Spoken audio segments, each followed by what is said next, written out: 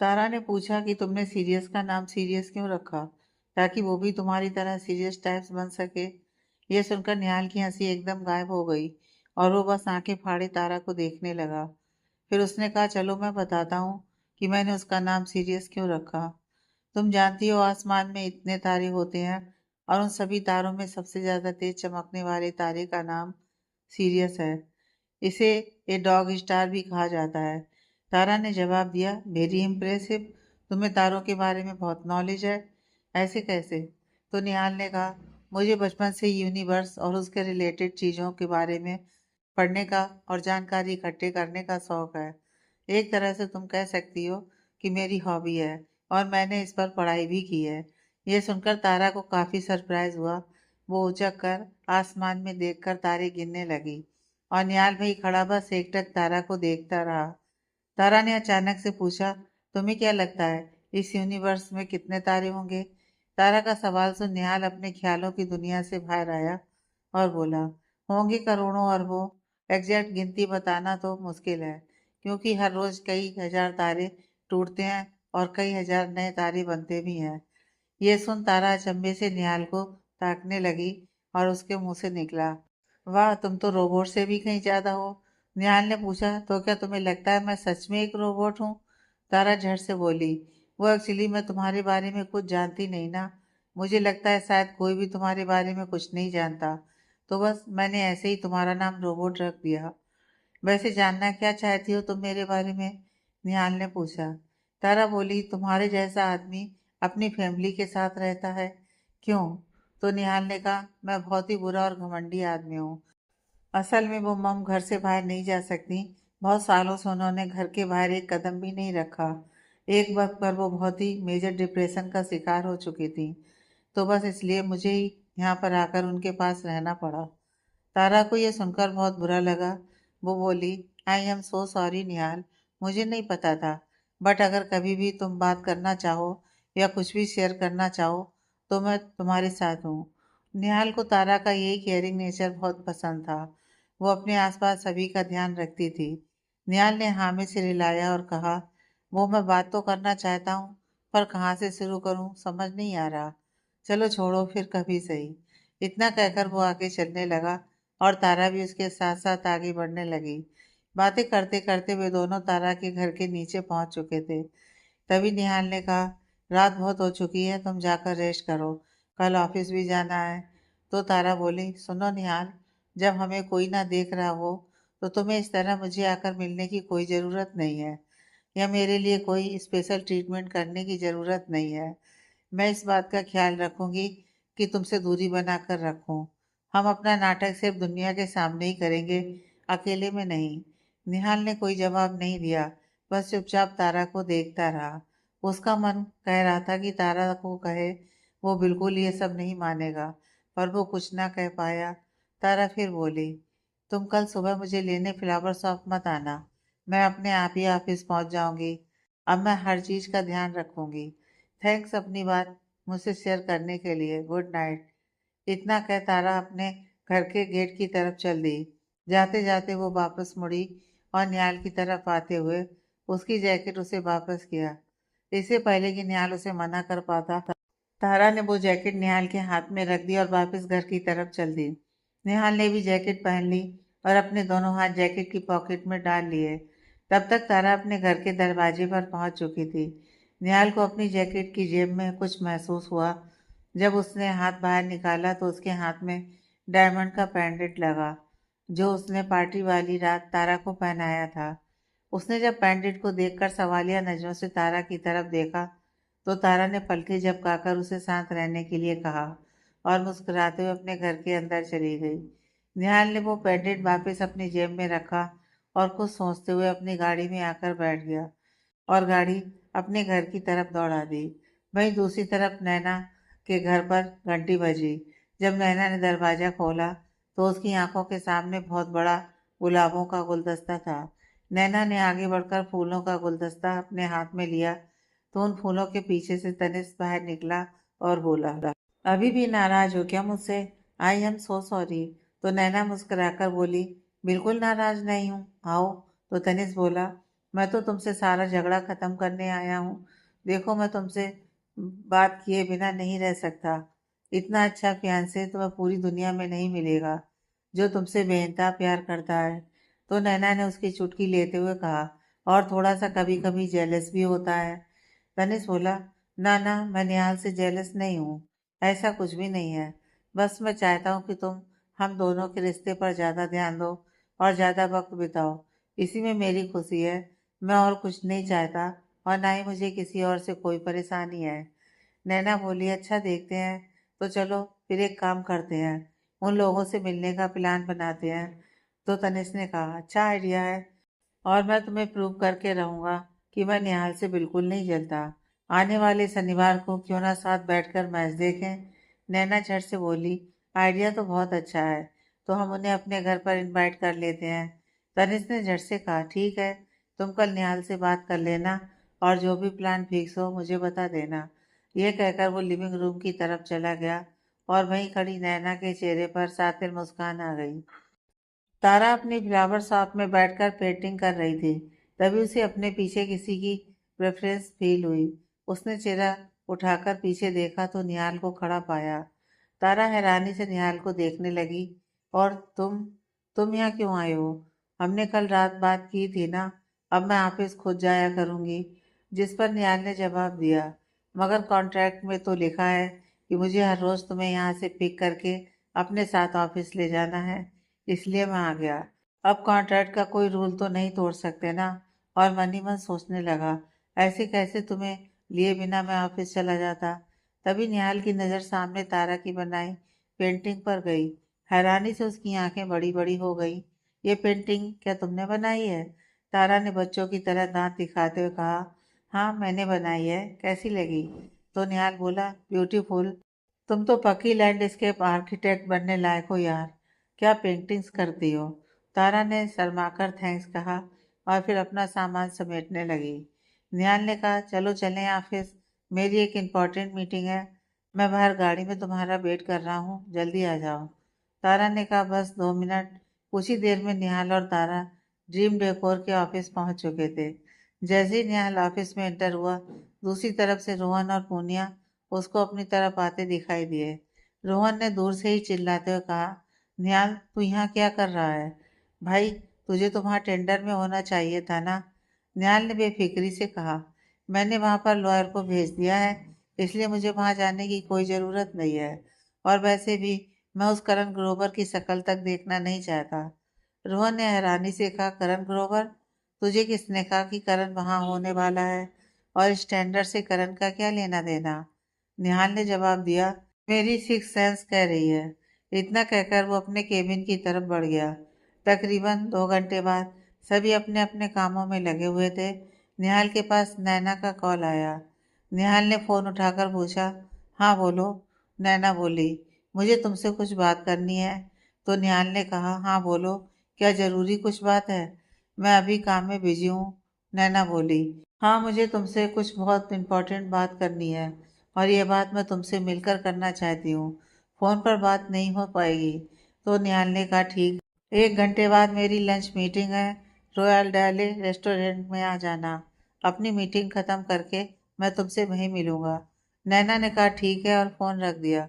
कुछ देर बाद निहाल अपने केबिन से निकला, और उसको जाते देख रोहन उसके पास आकर बोला, निहाल, मैंने और तारा ने मिलकर बोर्ड रूम प्रोजेक्ट कंप्लीट कर लिया है।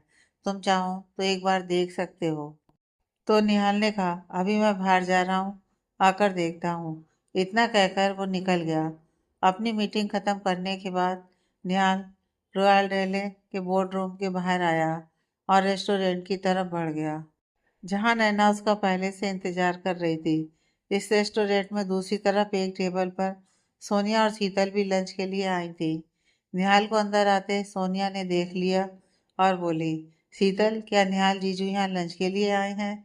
शीतल ने पीछे मुड़कर देखा और बोली, हाँ लगता तो है। खैर, वो तो अपने क्लाइंट के साथ अक्सर लंच मीटिंग के लिए आते होंगे, इसमें क्या बड़ी बात है। जिस टेबल पर शीतल और सोनिया बैठी थी, वो टेबल निहाल नैना के टेबल से कुछ ही दूरी पर थी। शीतल की निहाल की तरफ पीठ थी, मगर सोनिया उसको साफ साफ देख सकती थी। सोनिया ने कहा, मीटिंग तक तो ठीक है, मगर निहाल जीजू यहाँ पर नैना के साथ क्या कर रहे हैं? नैना का नाम सुनते ही शीतल की भौहें तन गईं और वो पीछे पलटी। उसने देखा कि लंच में निहाल के सामने नैना बैठी थी। उन दोनों को साथ देकर शीतल और सोनिया का खून खौल रहा था। शीतल बोली, इसका मतलब क्या निहाल तारा को धोखा दे रहा है? जिस पर सोनिया ने कहा, ऐसे कैसे हो सकता है? नैना तो निहाल की कंपनी में काम करती है ना, क्या पता वो एक ऑफिशियल मीटिंग के लिए आए हों। जिस पर शीतल ने कहा, मगर अगर ऑफिशियल मीटिंग होगी तो वो अपने ऑफिस में भी तो कर सकते हैं। ऑफिशियल मीटिंग के लिए बाहर लंच पर आना जरूरी नहीं है ना।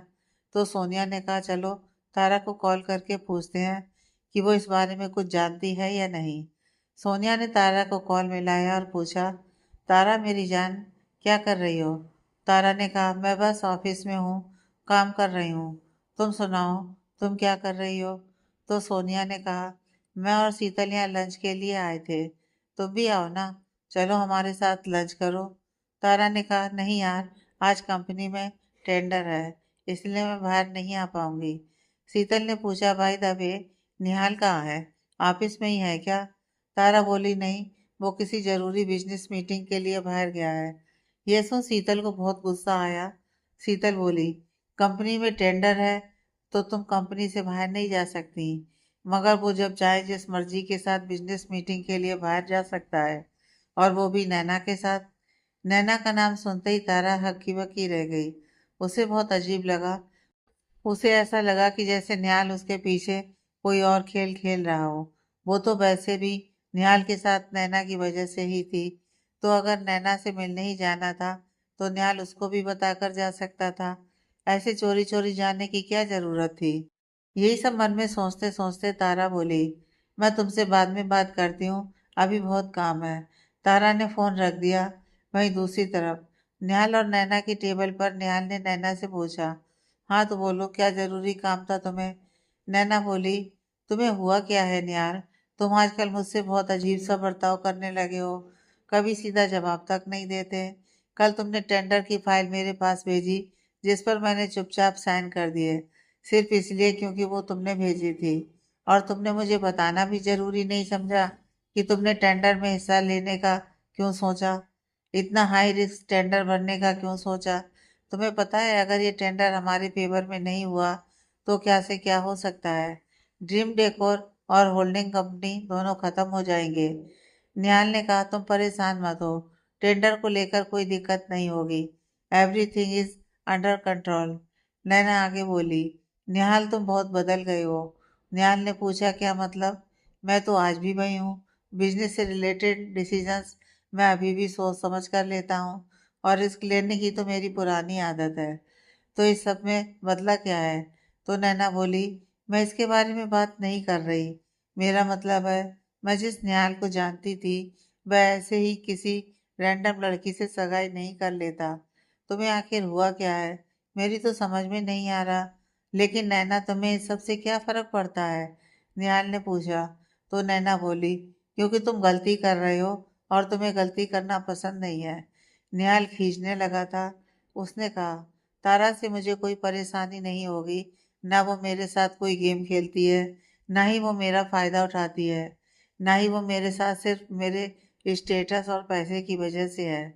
और सच कहूं तो तुम बताओ, आज तुम तनिष्क के साथ क्यों हो? कौन है वो तनिष्क? कहाँ से आया? कब से जानते हो तुम एक दूसरे को? तो नैना दांत पीसते हुए बोली, मेरी बात मत करो, यहाँ बात तुम्हारी हो रही है, और तुम्हें तनिष्क से प्रॉब्लम ही क्या है? बात यहाँ तारा की हो रही है, जो कि तुम्हारा फायदा भी उठा सकती है और आने वाले वक्त में तुम्हें नुकसान भी पहुंचा सकती है। तुम कैसे भूल सकते हो कि मैं होल्डिंग कंपनी में भी तुम्हारी पार्टनर हूँ? कितने वक्त तुम होल्डिंग में नहीं आए, वो सारा काम मैं खुद अपने दम पर अकेले संभाल रही हूँ। निहाल ने नैना को शांत करवाने की कोशिश की और बोला, शायद तुम टेंडर की ज्यादा ही टेंशन ले रही हो। तुम फिक्र मत करो, मैं उसकी वजह से कोई नुकसान नहीं होने दूंगा। You will not regret your decision. तुम चिंता मत करो, बहुत जल्दी टेंडर के रिजल्ट आने वाले हैं।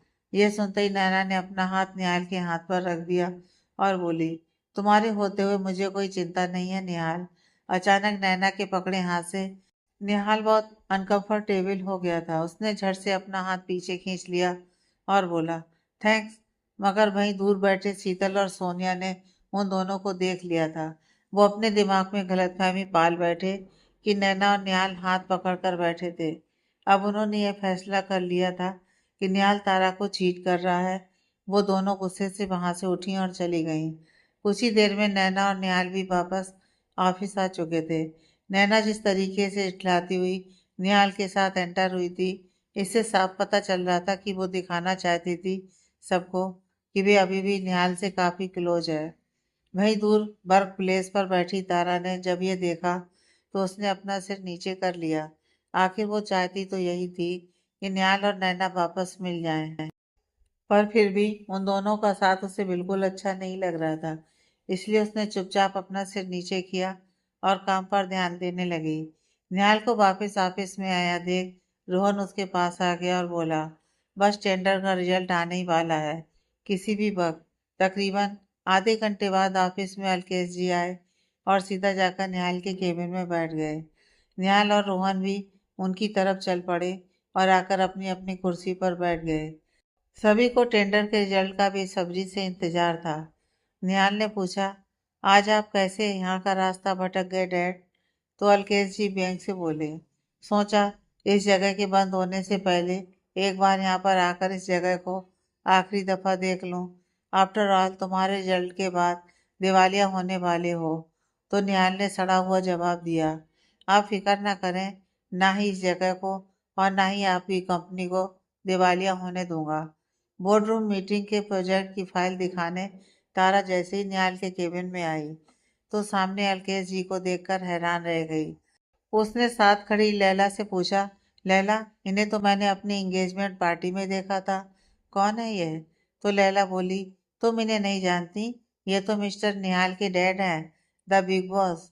निहाल की नज़र जब तारा पर पड़ी तो उसने इशारे से अपने पास बुलाया और बोला, डैड, मैं आपको अपनी फियांसे से मिलवाना चाहता हूँ, इनसे मिलो, ये तारा है। तारा को देखकर अलकेश जी के चेहरे पर एक बहुत ही प्यारी सी स्माइल आ गई। तारा उनके सामने आई और उन्हें हेलो बोली तो अलकेश जी ने भी प्यार से जवाब दिया, हेलो बेटा, हम पहले भी मिल चुके हैं। आई होप अब तुम बेटर फील कर रही हो। तारा ने मुस्कुराकर कहा, जी, आपसे दोबारा मिलकर बहुत अच्छा लगा, अब मैं बेहतर हूँ। तारा ने निहाल को देखकर कहा, वो हम एक्चुअली पार्टी वाले दिन मिले थे। इतना कहकर वो फाइल लेकर केबिन से बाहर चली गई। तभी वहां बैठे रोहन का फोन बजा और उसने देखा वकील उसे कॉल कर रहा था। निहाल ने उसे फोन उठाने को कहा। उन्होंने फोन उठाकर वकील से बात की तो वकील ने उसे बताया कि टेंडर उनको नहीं मिला। रोहन ने आगे पूछा, अगर टेंडर हमें नहीं मिला तो किसे मिला है? जिसे सुनकर वकील ने जवाब दिया कि टेंडर करण ग्रोवर को मिला है। यह सुनकर रोहन के पैरों तले जमीन खिसक गई। तब तक पूनिया भी वहां आ चुकी थी। वो भी परेशानी में एक साइड खड़ी थी। किसी को कुछ समझ में नहीं आ रहा था कि क्या हुआ है।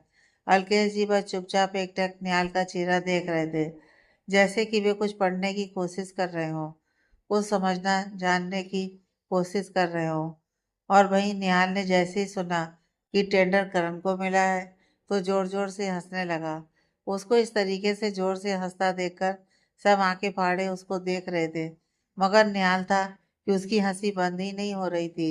ऐसे ही जोर से हंसते हंसते उसने बोला, वेल प्लेयर निहाल। निहाल को पागलों की तरह हंसता देख रोहन बोला, क्या हुआ भाई, तुझे सदमा लग गया है क्या जो इस तरह हंस रहा है?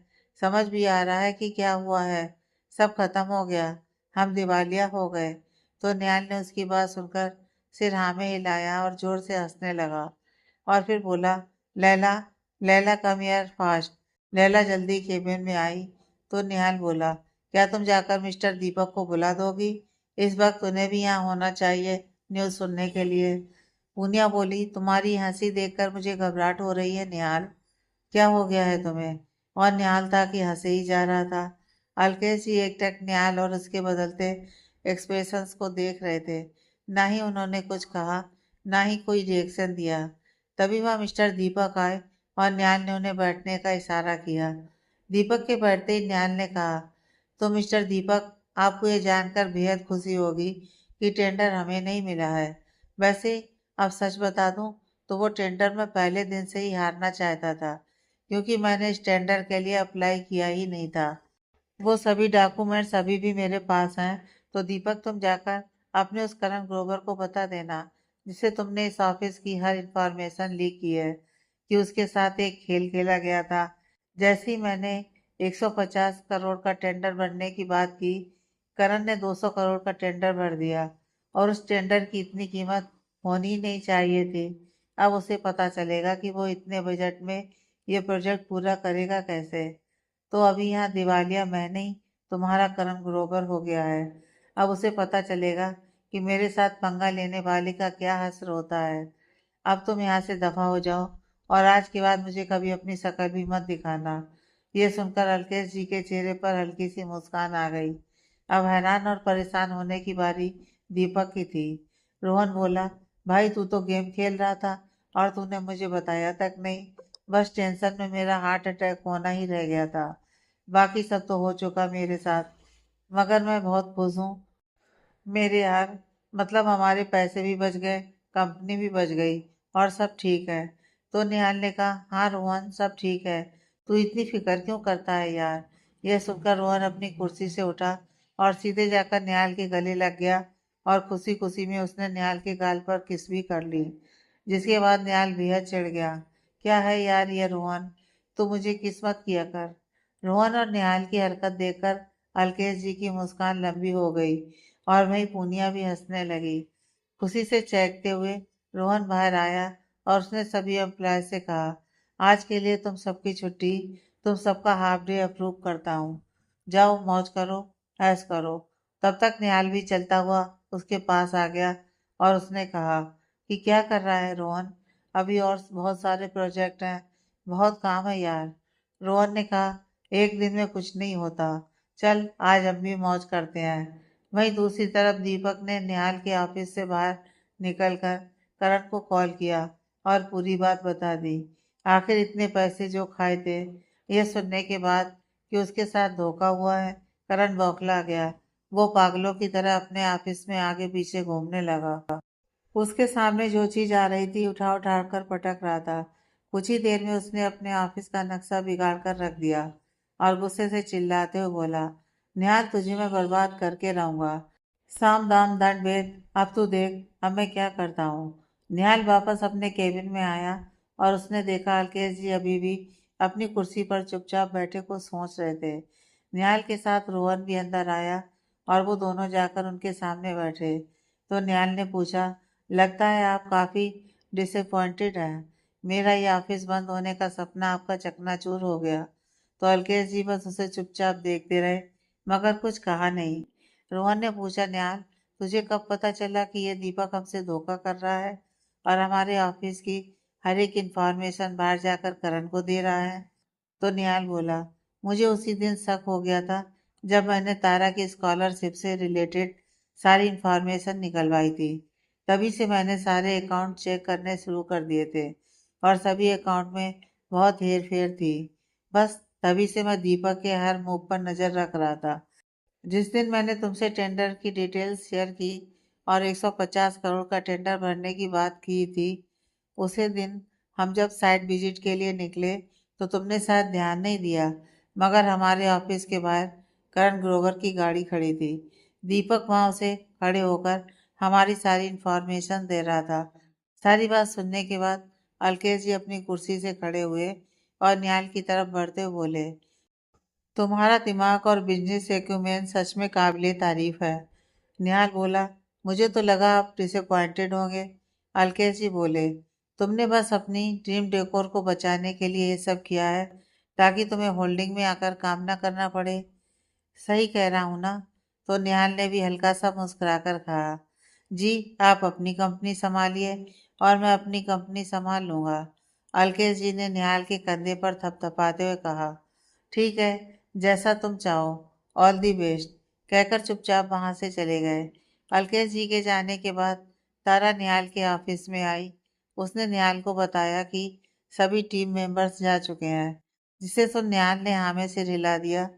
तो तारा बोली, वो मैं तुमसे पूछना चाहती थी, सब घर जा चुके हैं, आज के लिए कोई काम नहीं है, तो क्या मैं भी घर जा सकती हूँ? निहाल ने कहा, हाँ जरूर, तुम भी जा सकती हो।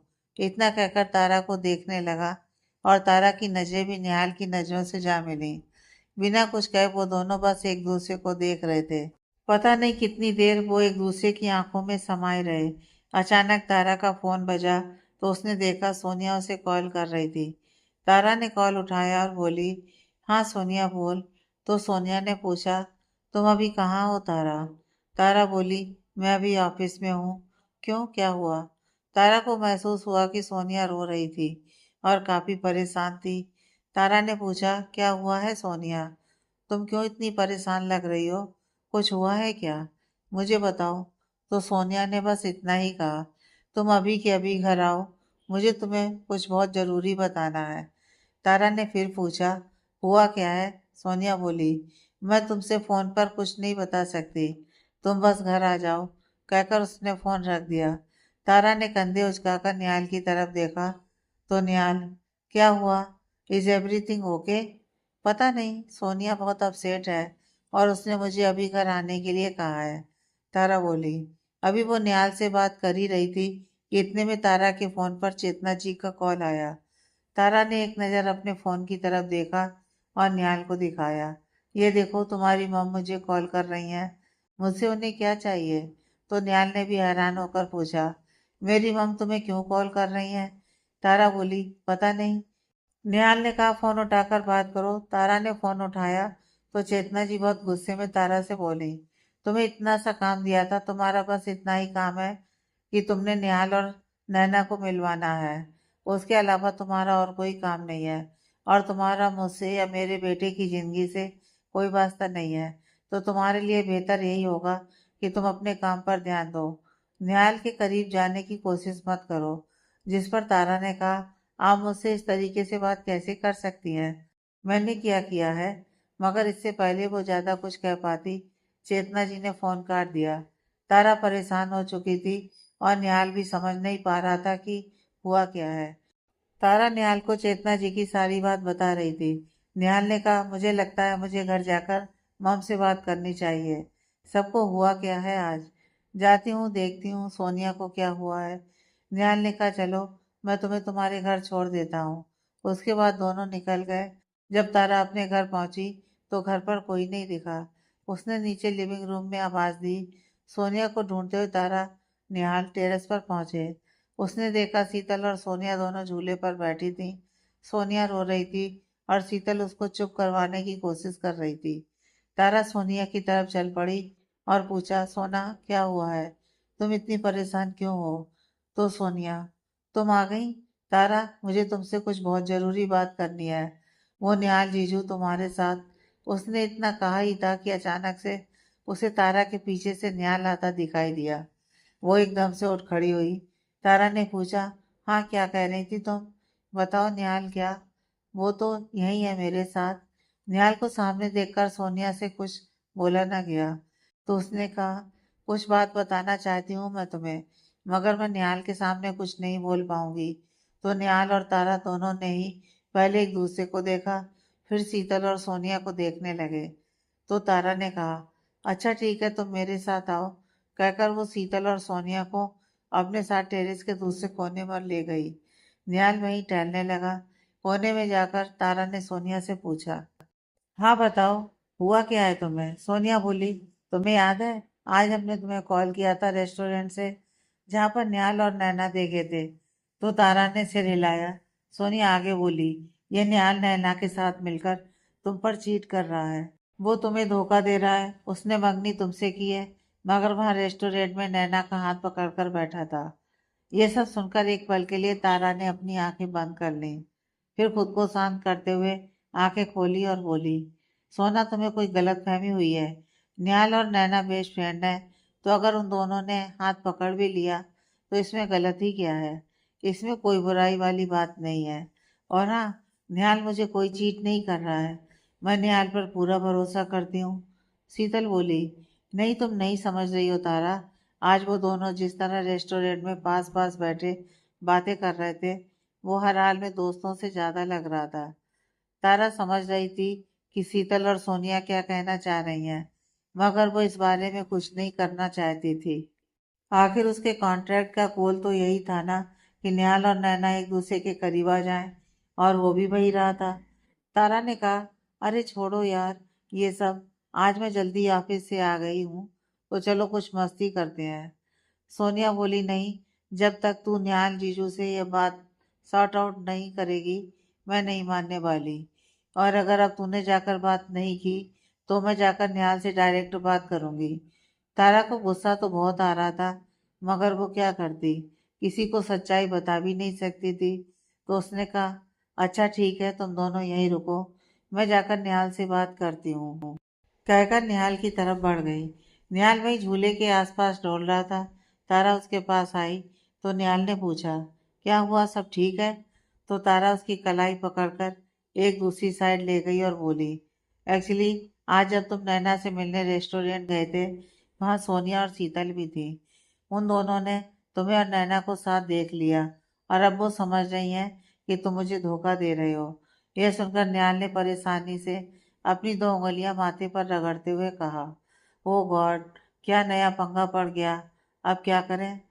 तो तारा ने उन दोनों की तरफ इशारा करके निहाल से कहा, कुछ नहीं, तुम ऐसे नाटक करना जैसे हम दोनों के बीच में सब ठीक हो। तो निहाल ने हैरानी से पूछा, मतलब अब क्या करूं मैं कि उन दोनों को विश्वास हो जाए?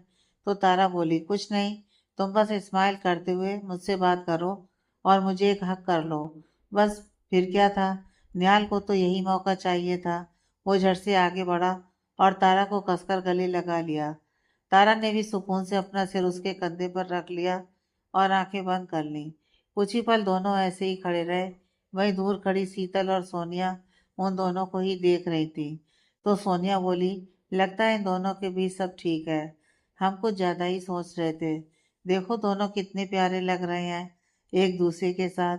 वहीं दूर कहीं गाना बज रहा था जिसे निहाल और तारा दोनों सुन पा रहे थे। दिल को करार आया, तुझ पे है प्यार आया, पहली पहली बार आया, हो यारा।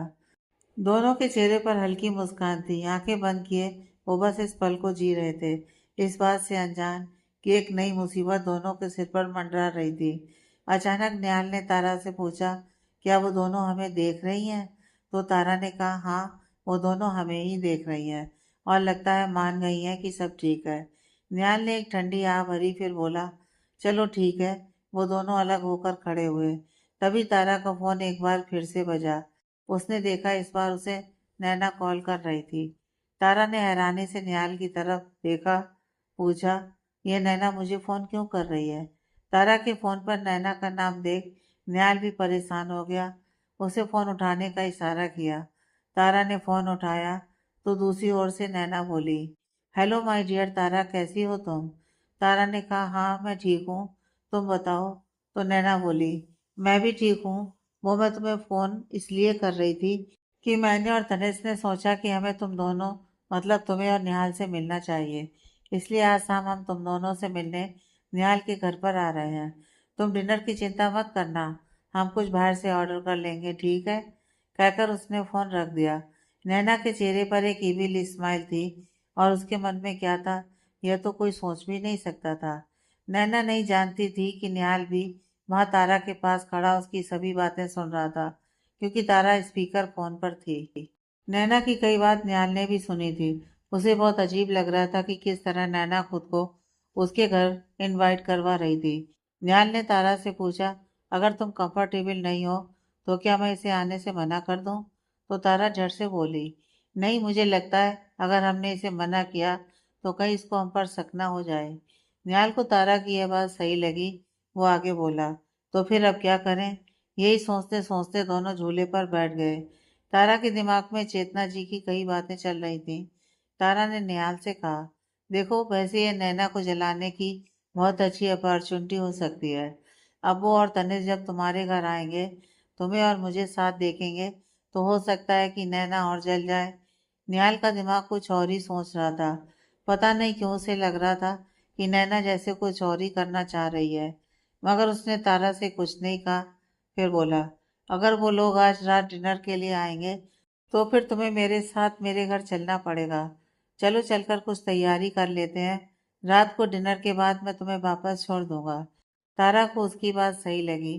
तारा बोली, क्यों ना हम मिलकर नैना और तनिष्क के लिए कुछ कुकिंग करें। निहाल ने कहा, ठीक है, घर पहुंचकर देखते हैं। चलो यहाँ से चलें। तारा ने जाकर सोनिया को कह दिया कि वो निहाल के साथ बाहर जा रही है, डिनर के बाद वापस आएगी। यह कहकर वो और निहाल वहां से निकल गए। वहीं दूसरी तरफ तारा की बूजी ने चेतना जी को कॉल किया और उनसे हालचाल पूछा। उसके बाद वो बोली कि क्या आप कुछ देर के लिए मिल सकते हैं। एक्चुअली मैं तारा और निहाल के बारे में ही आपसे बात करना चाहती थी। चेतना जी बोली कि वो घर से बाहर नहीं जाती हैं। अगर हो सके तो शाम को आकर उनसे उनके घर पर ही मिल सकती हैं। बूजी ने कहा, ठीक है, मैं आपसे मिलने जरूर आऊंगी। तारा को फोन करने के बाद नैना सीधे तनिष्क के ऑफिस आई और उससे बोली, बेबी, मैंने तारा को कॉल किया था, उसे आने वाले वीकेंड का प्लान बनाने के लिए कहा, मगर उसने हमें आज ही निहाल के घर पर डिनर के लिए इनवाइट किया है। तो आज शाम तुम और मैं निहाल के घर डिनर पर जा रहे हैं, जहाँ पर तारा और निहाल दोनों होंगे। आई होप तुम बिजी नहीं हो। तनिष्क ने कहा, नहीं, मैं आज शाम फ्री हूँ। ठीक है, चलते हैं। तनिष्क का जवाब सुन नैना एक मिस्टीरियस स्माइल लिए खिड़की के बाहर देखने लगी। निहाल का घर। निहाल तारा को लेकर अपने घर मतलब गिलास हाउस पहुंच चुका था। उसने तारा से कहा, अगर तुम फ्रेश होना चाहती हो तो गेस्ट रूम में जाकर मुंह हाथ धो लो। मैं भी फ्रेश हो जाता हूँ, फिर शाम की तैयारी करते हैं। तारा ने कहा, ठीक है, और वो गेस्ट रूम की तरफ चली गई। निहाल भी अपने कमरे से फ्रेश होकर बाहर आया और अपनी ओपन किचन की तरफ बढ़ गया। वहां जाकर सबसे पहले उसने अपने और तारा के लिए कॉफी बनाई। तब तक तारा भी किचन एरिया में आ गई थी। दोनों ने साथ कॉफी पी। निहाल ने कहा, तो लगता है आज तुम्हारा कुकिंग का मूड है। क्या तुम सच में खाना बनाना जानती हो? तारा हंसकर बोली, मैं बहुत एक्सपर्ट तो नहीं हूँ, बट बूजी की छत्र छाया में ठीक ठाक कुकिंग ही कर लेती हूँ। तो निहाल ने हाँ में सिर हिला दिया। तारा ने पूछा, क्या तुम्हें भी कुकिंग करनी आती है? तो निहाल ने कहा, हाँ, थोड़ी बहुत। अपनी फेवरेट डिशेज मैं बेहतरीन बना लेता हूँ। ज़्यादा जिंदगी मैंने अपनी अकेले ही काटी है। खुद का पेट भरना मुझे बहुत अच्छे से आता है। चलो, आज मैं तुम्हारे लिए भी कुछ स्पेशल बनाता हूँ। दोनों ने अपनी कॉफी खत्म की और किचन में अपनी अपनी डिशेस बनाने के लिए चले गए। तारा बोली, मैं पास्ता और गार्लिक ब्रेड बहुत अच्छा बनाती हूँ, इसलिए शाम के लिए मैं वही बनाऊंगी। तो निहाल बोला, मैं ग्रिल चिकन बनाता हूँ, तुम्हें पसंद जरूर आएगा। तो तारा ने हंसते हुए कहा, जनाब, ये डिनर तुम्हारी प्यारी नैना के लिए है, तो अगर तुम चाहो तो उसकी पसंद की पसंदीदा डिशेस बना सकते हो, मेरे लिए नहीं। तो निहाल ने झट से सिर ऊपर करके तारा की तरफ देखा, मगर कुछ बोला नहीं और चुपचाप अपने काम में लग गया। किचन में कुकिंग करते वक्त दोनों एक दूसरे के काफी करीब थे। कभी आते जाते एक दूसरे को हाथ लग जाता, कभी एक दूसरे को जानबूझकर छेड़ देते। दोनों को ये अटखेलियां करने में बहुत मजा आ रहा था। दोनों ही एक दूसरे के साथ बहुत कंफर्टेबल और सेफ फील करते थे। दोनों ही चेहरों पर प्यारी सी स्माइल लिए कुकिंग करने में लगे थे। तकरीबन 1.5 घंटे बाद दोनों ने अपने अपने डिशेस रेडी कर लिए थे। तारा निहाल के पास आकर बोली, मेरे डिशेस रेडी हैं, क्या तुम चखना चाहोगे? तो निहाल बोला, जरूर, क्यों ना एक काम करें, मैं तुम्हारी बनाई डिशेस चखता हूँ और तुम मेरी बनाई डिशेस ट्राई करके देखो, फिर देखते हैं किसकी डिशेस ज़्यादा बेहतर बनी है। तारा को उसका आइडिया बहुत पसंद आया। उसने कहा, ठीक है, चलो ट्राई करते हैं। तो निहाल ने आगे बढ़कर तारा का बनाया हुआ पास्ता, गार्लिक ब्रेड और सलाद ट्राई किया, जो कि उसे काफ़ी पसंद आया। तारा ने निहाल का बनाया हुआ ग्रिल्ड चिकन और वेजिटेबल्स ट्राई की। जैसे ही तारा ने एक बाइट मुंह में डाली, बस की आवाज निकालकर आंखें बंद करके वो कहीं खो सी गई। निहाल ने अजीब नजरों से उसकी तरफ पलटकर देखा और बोला कि कैसी आवाजें निकाल रही हो तुम, वो भी खाना चखते समय? तो तारा ने झट से आंखें खोली और बोली, वो नहीं, एक्चुअली ये बहुत अच्छा बना है, मुझे तो जैसे फूड ऑर्गेज्म ही हो गया है। वही इंजॉय कर रही थी। इतना कहकर खिलखिलाकर हंसने लगी।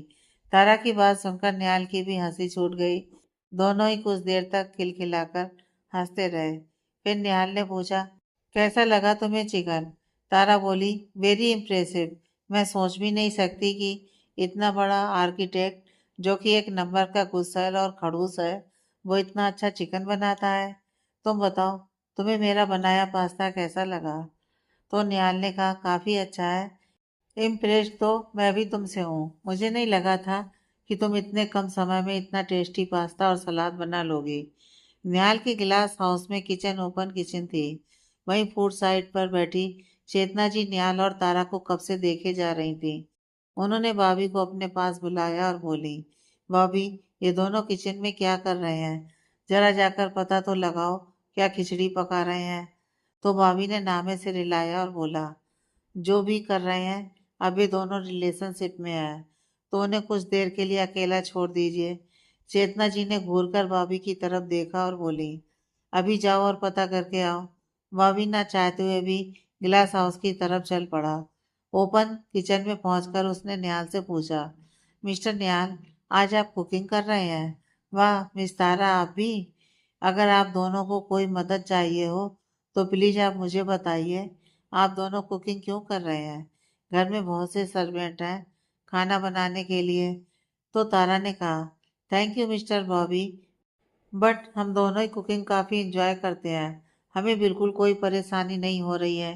निहाल आगे बोला, वो एक्चुअली डिनर के लिए नैना और तनिष आने वाले हैं, तो हमने सोचा क्यों ना हम अपनी खास डिशेस उनके लिए बनाएं। तो भाभी, तुम एक काम करो, मम को भी कह देना कि वो डिनर हमारे ही साथ करें। निहाल जानता था कि बॉबी को उसकी मम ने ही भेजा होगा। बॉबी ने सिर हिलाकर कहा, जी ठीक है मिस्टर निहाल, मैं मैम से कह देता हूँ। कहकर वो चला गया। वो चेतना जी के पास आया और उन्हें पूरी बात बताकर बोला कि ये दोनों तो नैना और तनिष के लिए कुकिंग कर रहे हैं, जो कि कुछ देर में आने वाले हैं, और आपको भी उनके साथ डिनर के लिए बुलाया है। तो डिनर टाइम पर आप भी ग्लास हाउस पहुंच जाइएगा। चेतना जी बोली, कुकिंग कर रहे हैं तो ठीक है, मगर ये दोनों एक दूसरे के आसपास मंडरा क्यों रहे हैं? इतना छुप छुप कर आगे पीछे क्यों हो रहे हैं? कुकिंग तो दूर रहकर भी हो सकती है। ये सुनकर बॉबी के चेहरे पर सिकन आ गई और वो सिर हिलाते हुए वहां से चला गया। तारा निहाल ने मुस्कुराकर एक दूसरे की तरफ देखा और किचन से बाहर आ गए। कुछ ही देर में नैना और तनिष के आने का वक्त हो चुका था। निहाल और तारा लिविंग रूम में बैठकर बातें कर रहे थे।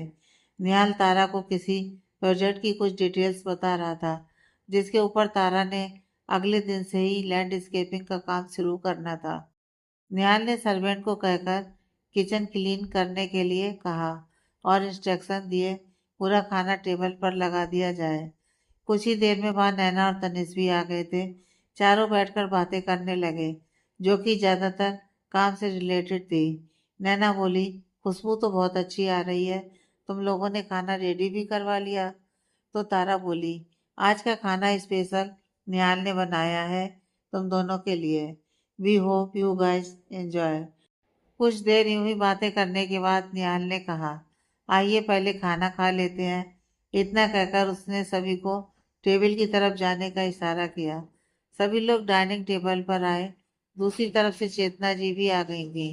वो आगे बढ़कर नैना को गले लगाते हुए बोली, ओह माय डार्लिंग, कैसी हो तुम? तुम्हें बहुत मिस करती हूँ, काश तुम मेरी बहू बनती। बहुत सपने देखे हैं मैंने तुम्हारे और निहाल की शादी के। एक पल उन्होंने तारा की तरफ देखा, फिर वापस नैना की तरफ देखकर मुस्कुरा दी।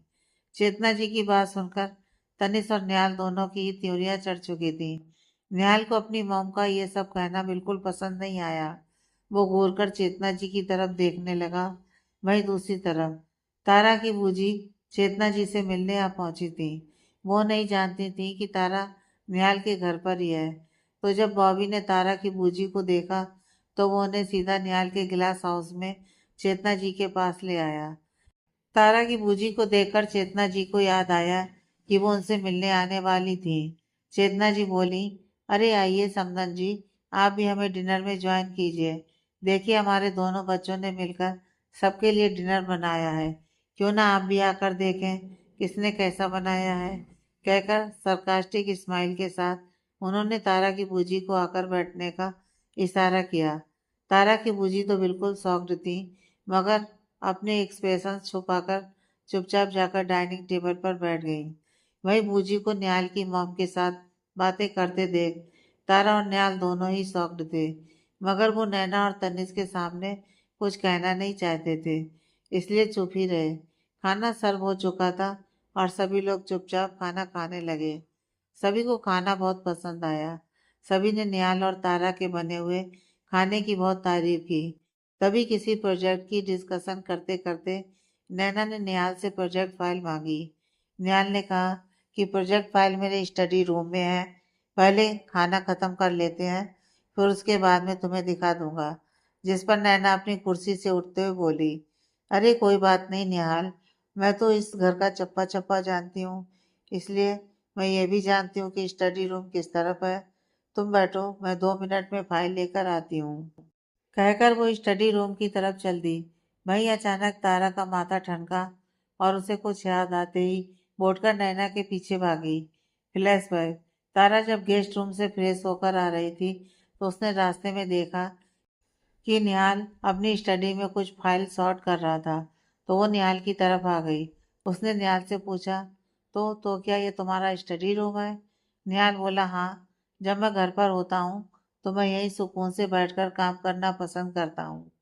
तब तारा की नज़र स्टडी टेबल पर पड़ी उनके एंगेजमेंट कॉन्ट्रैक्ट फाइल पर गई। तारा ने एक नज़र उस कॉन्ट्रैक्ट फाइल को देखा, फिर निहाल को, जो कि अपने काम में बिजी था। उसके बाद वो मुड़कर वहां से बाहर आ गई और उसके पीछे पीछे निहाल भी। फ्लैशबैक खत्म। तारा को याद आ गया था कि कॉन्ट्रैक्ट फाइल स्टडी टेबल के ऊपर ही पड़ी है। वो नैना के पीछे उस फाइल को छुपाने के लिए ही भागी थी। सभी तारा को हैरानी से देख रहे थे। जैसे ही नैना स्टडी रूम में पहुंची तो इधर उधर नजर घुमाकर अपनी प्रोजेक्ट फाइल को ढूंढने लगी। प्रोजेक्ट फाइल मिलने के बाद उसने वो फाइल उठा ली। तभी उसकी नज़र कॉन्ट्रैक्ट फाइल पर गई, जिसका टाइटल पढ़कर उसकी भौंहें चढ़ गईं। उसने आगे बढ़कर वो फाइल उठा ली। जैसे ही नैना ने कॉन्ट्रैक्ट वाली फाइल उठाई, पीछे से तारा ने आकर वो फाइल नैना के हाथ से छीन ली। 2 पल के लिए नैना बिल्कुल हैरान हो गई और बोली, क्या छुपा रही हो तुम मुझसे? अभी दिखाओ, नहीं तो मैं शोर मचाकर सबको बुलाऊंगी। जिस पर तारा ने कहा, नन ऑफ योर बिजनेस, तुम्हें अपनी प्रोजेक्ट फाइल मिल गई ना, अब जाओ यहाँ से। तारा ने कॉन्ट्रैक्ट फाइल अपने पीछे छुपा ली। तभी अचानक नैना आगे बढ़ी और अपना हाथ तारा के हाथ की तरफ ले जाकर पीछे से ही फाइल खींचने की कोशिश की। इस छीना झपटी में फाइल खुल गई और उसके पहले पन्ने का एक टुकड़ा फटकर नैना के हाथ में रह गया। बाकी सारी फाइल तारा के पास थी। तब तक वहां निहाल और बाकी सब लोग भी पहुंच चुके थे। निहाल ने जैसे ही तारा के हाथ में मरोड़ी हुई वो कॉन्ट्रैक्ट फाइल देखी, वो सारा माजरा समझ गया। उसने झट से तारा के हाथ से वो फाइल ले ली और अपने ड्रॉर में रख दी। कॉन्ट्रैक्ट के फ्रंट पेज का जो टुकड़ा नैना के हाथ लगा था, उस पर नैना सिर्फ इतना ही पढ़ पाई थी, कॉन्ट्रैक्ट बिटवीन निहाल ओबराय और तारा शर्मा। और उस पर ये लिखा था कि जब जब निहाल को तारा की जरूरत होगी, तब तब तारा को उसके पास आना पड़ेगा। तारा की तरफ से लिखा था कि उसे जो भी चाहिए होगा, निहाल उसे सभी कुछ ला कर देगा। ये पढ़कर नैना की त्योरियां चढ़ गईं। उसने निहाल और तारा की तरफ कागज दिखाते हुए कहा, ये सब क्या है? तो निहाल गुस्से से तिलमिलाते हुए बोला, it's none of your goddamn business. मेरे काम में अपनी नाक उसेड़ना बंद करो नैना, और अपने काम से मतलब रखो। तुम मेरे स्टडी रूम में प्रोजेक्ट फाइल लेने आई थी ना, मिल गई तो ये लो और यहाँ से दफा हो जाओ। मेरे बाकी के कागजों पर नजर रखना बंद करो। इतना कहकर उसने नैना के हाथ से कॉन्ट्रैक्ट का कागज ले लिया। निहाल की मॉम समझ चुकी थी, मगर भाई तनिष और तारा की बूजी के चेहरों पर हैरानी भरे भाव थे। उन्हें समझ में नहीं आ रहा था कि क्या हो रही है और किस कॉन्ट्रैक्ट के बारे में बात हो रही है। सभी लोग स्टडी रूम से बाहर आए। निहाल और तारा अभी भी गुस्से में कांप रहे थे। नैना बोली, आखिर तुम दोनों ने किस वजह से अपनी इस एंगेजमेंट का कॉन्ट्रैक्ट बनाया है, जरा मैं भी तो जानूं। जिस पर निहाल ने जवाब दिया, जैसा कि मैंने कहा Naina, it's none of your business. मेरा रिलेशनशिप है, मेरी फियांसे है, चाहे मैं जो मर्जी करूं, तुम बीच में आना बंद करो। तारा की बूजी आगे बढ़ी और उन्होंने तारा को बाजू से पकड़कर अपनी तरफ मोड़कर पूछा, ये सब क्या है तारा? किसी कॉन्ट्रैक्ट की बात हो रही है? क्या तुमने कोई कॉन्ट्रैक्ट साइन किया है? निहाल के साथ। यह सुन तारा घबरा गई। उसने बात संभालने की कोशिश करते हुए कहा, नहीं बूजी, ऐसा कुछ नहीं है। मैं और निहाल सच में एक दूसरे से प्यार करते हैं। वो बस हम दोनों ने मस्ती मस्ती में ही एक कॉन्ट्रैक्ट बना लिया था, जिसमें बस यही लिखा था कि जब भी निहाल मुझे मिस करेगा तो मुझे उससे मिलने आना होगा। जब जब मैं निहाल से कुछ भी मांगूंगी, जैसे कि चॉकलेट या टेडी, तो निहाल को मुझे लाकर देना होगा। अब इतना तो हम अपने फियांसे से इस वक्त कर ही सकते हैं ना। बस एक छोटा सा खेल था, हमारे लिए एक मजाक था। पूरा माहौल देखकर निहाल की मम चुपचाप खड़ी थी। तनिष चलकर तारा के पास आया और बोला, आई एम सॉरी तारा, तुम्हें नैना की वजह से इस तरीके से एम्बेरेस्ड होना पड़ा। जैसा कि तुमने कहा, यह तुम्हारे और निहाल के बीच का मजाक था। I am really sorry. वही नैना फिर से भड़कते हुए बोली, तुम सॉरी क्यों मांग रहे हो? मुझे तो लगता है ये तारा जो कुछ भी कर रही है सब झूठ है। क्योंकि अगर ये सच में एक मजाक होता तो ये इस तरीके से मुझसे वो फाइल नहीं छीनती। और हाँ, अगर ये मजाक है तो लाओ, अभी वो फाइल सबके सामने लाओ। हम सबको देखने दो उस कॉन्ट्रैक्ट में तुम्हारा क्या क्या मजाक लिखा है। हम भी पढ़कर एंजॉय करना चाहते हैं। अब निहाल का गुस्सा उसके काबू से बाहर हो रहा था। उसका पूरा चेहरा लाल हो चुका था। उसकी गर्दन की नसें तन गई थी। उसने उंगली दिखाते हुए नैना से कहा, मैं आखिरी दफा कह रहा हूँ नैना, तुम तारा से इस तरह बात नहीं कर सकती। ये मेरा और मेरी फियांसे का मामला है। तुम्हारे लिए यही बेहतर होगा कि तुम इस सब से दूर रहो। डिनर तुम पहले ही खराब कर चुकी हो सबका। अगर उस कॉन्ट्रैक्ट के सिवा कोई और बात नहीं करनी तो तुम यहाँ से जा सकती हो। नैना ने एक बार फिर से बात बढ़ाते हुए चेतना जी से कहा, चेतना आंटी, आप ही बताइए, क्या आप जानती हैं किसी ऐसे कॉन्ट्रैक्ट के बारे में? जिस पर चेतना जी ने नामे अपना सिर हिलाया। नैना फिर से बोली, अगर वो कॉन्ट्रैक्ट इतना ही सच्चा है तो मुझसे छीना क्यों? मुझे सिर्फ इतनी बात जाननी है कि ऐसा क्या है उस कॉन्ट्रैक्ट में जो मुझसे छुपाया जा रहा है, जो यहाँ सबसे छुपाया जा रहा है। तब तक तनिष्क ने उस कॉन्ट्रैक्ट के फटे हुए कागज के टुकड़े की एक फोटो अपने फोन में खींच ली। उसको जब लगा बात बिगड़ने लगी है तो नैना की तरफ आया और बोला, नैना, अब हमें अपने घर चलना चाहिए। ये मामला निहाल और तारा के बीच का है। ये उनका मैटर है, वो खुद सॉल्व करेंगे। तुम यहाँ से चलो। और खींचते हुए नैना को वहां से ले गया। उसके बाद निहाल की मॉम भी चुपचाप वहां से चली गई। जब तारा की बूजी ने तारा और निहाल को गुस्से में खड़े देखा तो उन्होंने भी वहां से चुपचाप जाना बेहतर समझा। अब वहां सिर्फ निहाल और तारा बचे थे। तारा आगे बढ़ी और कुर्सी पर धन से बैठ गई। निहाल किचन की तरफ गया और एक गिलास पानी लेकर तारा की तरफ बढ़ा। उसने तारा की पीठ पर हाथ रखकर सहलाते हुए कहा, ये लो पानी पी लो। तारा ने नामे से हिलाया। निहाल ने फिर कहा, शांत हो जाओ तारा, सब ठीक है। तारा ने उसके हाथ से पानी का गिलास लिया। 2 घूंट पीकर गिलास वहीं टेबल पर रख दिया। अब तक निहाल भी थोड़ा बहुत शांत होने लगा था। तारा भी गहरी सांस लेकर खुद को शांत करने की पूरी कोशिश कर रही थी। निहाल तारा के सामने आकर बैठा और उससे पूछा, तुम्हें कैसे पता चला कि वो कॉन्ट्रैक्ट फाइल मेरे स्टडी रूम में है? तो तारा बोली, जब मैं शाम को तुम्हारे स्टडी रूम में आई थी तब मैंने एक नज़र उस फाइल को देखा था और तुम्हारे स्टडी टेबल पर ही पड़ी थी। अब जब नैना स्टडी रूम में जाने के लिए उठी तभी मुझे स्ट्राइक हुआ कि कहीं उसके हाथ ही फाइल ना लग जाए। तभी मैं उसके पीछे दौड़ी थी। निहाल ने कहा, ये तो अच्छा है, तुम्हारा दिमाग सही टाइम पर काम कर गया।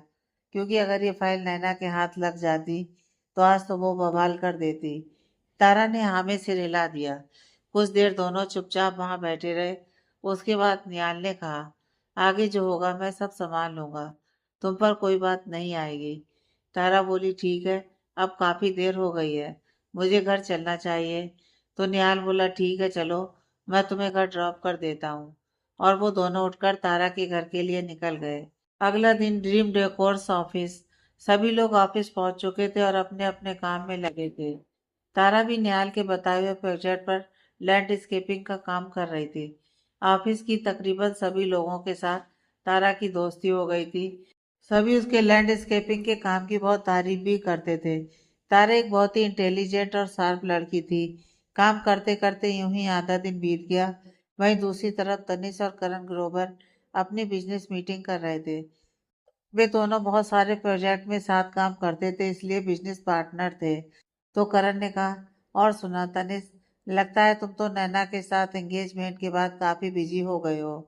तनिष ने हंसकर कहा, हाँ यार, हमारी सोशल लाइफ काफी बिजी हो गई है। अरे तुम्हें पता है, कल हम निहाल और तारा के घर डिनर के लिए गए थे। फिर उसने वहां जो भी हुआ सभी कुछ करण को बता दिया। करण भी हंसते हुए बोला, क्या कहा तुमने? कॉन्ट्रैक्ट? कोई कॉन्ट्रैक्ट साइन किया उन्होंने? तनिष बोला, अरे कुछ ज्यादा सीरियस नहीं था, बस ऐसे ही मजाक मजाक में। पर मुझे यह बात बहुत अच्छी लगी कि दोनों अपने रिलेशनशिप के लिए कुछ ना कुछ तो करते ही रहते हैं। करण ने कहा, मुझे दिखाओ तो, कौन सी फोटो खींची तुमने कॉन्ट्रैक्ट की? तो तनिष ने हंसकर कहा, हाँ, एक मिनट, तुझे भेजता हूँ, तू भी देख। है तो बचकाना सा पर अच्छा है। तनिष ने बिना किसी गलत इंटेंशन के सिर्फ एक खबर अपने दोस्त से शेयर की थी। वो नहीं जानता था कि करण इस खबर का क्या करने वाला था। वहीं करण ने जब अपने फोन पर आया मैसेज चेक किया तो उसको देखकर उसके फेस पर रिवील स्माइल आ गई। वो मन ही मन बोला, अब आया ऊँट पहाड़ के नीचे। न्याल, अब तू देख मैं क्या करता हूँ, अब आएगा मजा। कुछ देर यूं ही बिजनेस मीटिंग के बाद तनिष और करण अपने अपने ऑफिस वापस लौट गए। करण वापस ऑफिस पहुंचकर बैठा और सोचने लगा कि वो किस तरीके से इस कॉन्ट्रैक्ट की फोटो का इस्तेमाल कर सकता है। तभी उसके दिमाग में तरकीब आई और उसने अपनी दोस्त प्रिया को कॉल किया, जो कि एक जर्नलिस्ट थी। प्रिया से कॉल पर कुछ देर बात करने के बाद करण ने उसे कुछ इंस्ट्रक्शन दिए और वो कॉन्ट्रैक्ट की फोटो उसको फॉरवर्ड कर दी। उसके बाद वो अपने काम में लग गया। वहीं दूसरी तरफ ड्रीम डेकोर्स के ऑफिस में सभी का काम लगभग खत्म ही हो चुका था। तभी वहाँ पूनिया आई और बोली, एक गुड न्यूज़ है गाइस, हम सबके लिए बहुत ही बड़ी गुड न्यूज़ है। 2 दिन बाद हमारी कंपनी ड्रीम डेकोर्स को और निहाल को अवार्ड मिलने वाला है। यह सुनकर सभी लोग बहुत खुश हुए और निहाल के लिए चीयर्स करने लगे। निहाल भी अपनी जगह से खड़ा हुआ और पुनिया के पास आकर बोला, तुम्हें न्यूज़ कैसे मिली? मुझे भी कुछ ही देर पहले ईमेल आई है। तो पूनिया बोली, इतना बड़ा इंटरनेशनल आर्किटेक्चर का अवार्ड है, कोई मजाक है क्या? निहाल, तुमने क्या सोचा, मुझे पता नहीं चलेगा? यह सब छोड़ो, तुम अवार्ड फंक्शन में जाने की तैयारी करो। यह अवार्ड सेरेमनी मुंबई में होने वाली थी। निहाल ने पूनिया से कहा, मैं ये अवार्ड लेने अकेला नहीं जाऊंगा, इसलिए तुम और रोहन भी मेरे साथ चलोगे, क्योंकि ये कंपनी जितनी मेरी है उतनी ही तुम दोनों की भी है, इसलिए हमें अवार्ड लेने इकट्ठे जाएंगे। तो पूनिया खुशी से चहकते हुए बोली, ठीक है, मैं अभी जाकर रोहन को बताती हूँ। निहाल ने कहा, ठीक है, फिर हम कल मुंबई के लिए निकलेंगे, तुम अपनी सभी तैयारियां कर लो। इसके बाद पूनिया वापस जाकर अपने काम पर लग गई। निहाल ने फोन करके तारा को अपने केबिन में बुलाया और बोला, परसों एक अवार्ड सेरेमनी है जिसके लिए मुझे जाना होगा। तो तारा ने हैरानी से पूछा, क्या भाई, जिसके बारे में अभी पूनिया बता रही थी, तुम्हें अवार्ड मिलने वाला है? वाह, congratulations, I am happy for you. तो निहाल ने एक्सप्रेशन फेस के साथ थैंक्स कहा, जैसे ये सब उसके लिए आम बात हो। और सही भी था, निहाल अपने काम में माहिर था, जिस वजह से उसे अक्सर अवार्ड मिला करते थे। इस इंटरनेशनल आर्किटेक्चर अवार्ड की खबर भी सब तरफ फैलने लगी थी। सब जानते थे कि इस साल का अवार्ड निहाल ओबराय और उसकी ड्रीम डेकोर्स को मिला है। निहाल बोला, तुम भी मेरे साथ चलोगी, इसलिए अपनी तैयारी कर लो। हम कल ही मुंबई के लिए निकलेंगे और 2 दिन बाद वापस आ जाएंगे। तारा ने हामी से हिलाया और वहां से चली गई। तभी निहाल को नैना का कॉल आया, मगर निहाल ने कॉल रिसीव नहीं किया। निहाल अभी भी नैना से पिछली रात की हरकत की वजह से बहुत गुस्सा था और वो नैना से बात करने के बिल्कुल मूड में नहीं था, इसलिए वो उसके सभी कॉल्स इग्नोर करता रहा। जब काफी देर तक निहाल ने नैना का फोन नहीं उठाया तो नैना ने सीधा पूनिया को कॉल किया और पूछा कि निहाल कहाँ बिजी है, क्योंकि उसने सुबह से उसका कॉल रिसीव नहीं किया। तो पूनिया बोली, उसकी सभी मीटिंग्स आज ऑफिस में ही है, सुबह से काम में ही लगा है। फिर उसके बाद अवार्ड सेरेमनी की डिस्कशन होने लगी तो पूनिया ने उसे बताया कि सभी लोग अगले दिन मुंबई के लिए निकलने वाले हैं। ये सब सुनकर अब नैना कहाँ पीछे रहने वाली थी। उसने मन ही मन सोचा कि जरूर ये निहाल तारा को भी अपने साथ लेकर जा रहा होगा और मुझे तो पूछा तक नहीं, जबकि मैं इस कंपनी की पीआर हेड हूँ। मैं भी देखती हूँ कि मुझे वो अपने साथ कैसे नहीं लेकर जाएगा। इतना कहकर मैं अपने काम में लग गई। आगे की कहानी नेक्स्ट पार्ट में।